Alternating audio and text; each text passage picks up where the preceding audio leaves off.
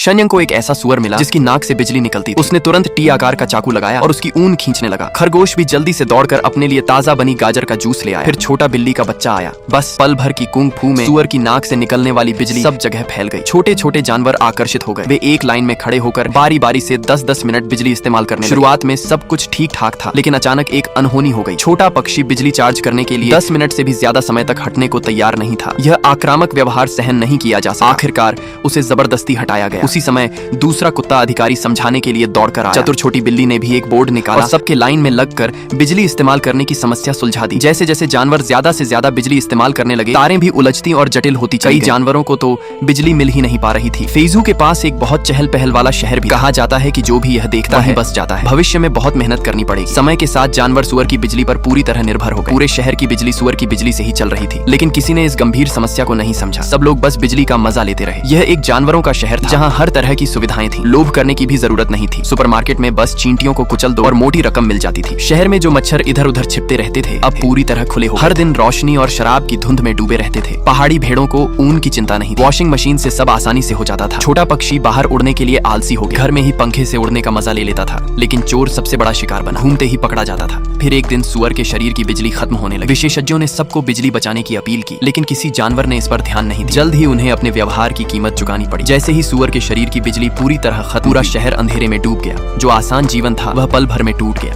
जानवर घबराकर सुअर के पास दौड़े। तभी उन्हें पता चला कि सुअर के शरीर की सारी बिजली खत्म हो चुकी है। अब उन्हें विशेषज्ञों की चेतावनी याद आई। उन्होंने बहुत सारा खाना सुअर के मुंह में डालना शुरू किया ताकि उसे बचाया जा सके, लेकिन अब सब बेकार था। जो थोड़ी सी बिजली बनी वह सिर्फ 2.5 सेकंड चली और फिर पूरी तरह खत्म हो गई। शहर का कानून व्यवस्था पूरी तरह टूट गया। कुछ बुरे जानवरों ने मौका देखकर हंगामा मचा दिया। दूसरा कुत्ता अधिकारी रोकने दौड़ा, लेकिन कुछ भी काबू में नहीं आया। सबसे भयानक बात यह थी कि चलती हुई एक ट्रेन बिजली न होने के कारण पटरी से उतर गई और नीचे रिहायशी इलाके से टकरा। घर डोमिनो की तरह गिरते चले गए। शहर को सहारा देने वाले खंभे भी टूट गए। अगले ही पल पूरा शहर ढह गया। सब कुछ पागलपन में बदल गया। शहर कचरे के ढेर में तब्दील हो गया। ज्यादातर जानवर इस आपदा में मारे गए। बिल्ली का बच्चा जान बचाकर मलबे के बीच भागता रहा और किसी तरह बच निकला। धुआं छंटने के बाद थकी हुई बिल्ली मलबे में भटक रही। तभी उसे एक लंबी ठंडी सी नाक दिखी। उसने उसे निकालने की कोशिश की और अपना सिर उसमें डाल दिया। एक बार फिर उसने बिजली से मिलने वाली सुविधाओं का मजा लिया, लेकिन उस नाक के पीछे एक सिर था जो मोटे सुअर से कहीं ज्यादा शक्तिशाली था। यह हाथी था। अब देखना यह है कि यह हाथी किस तरह की किस्मत लेकर आएगा।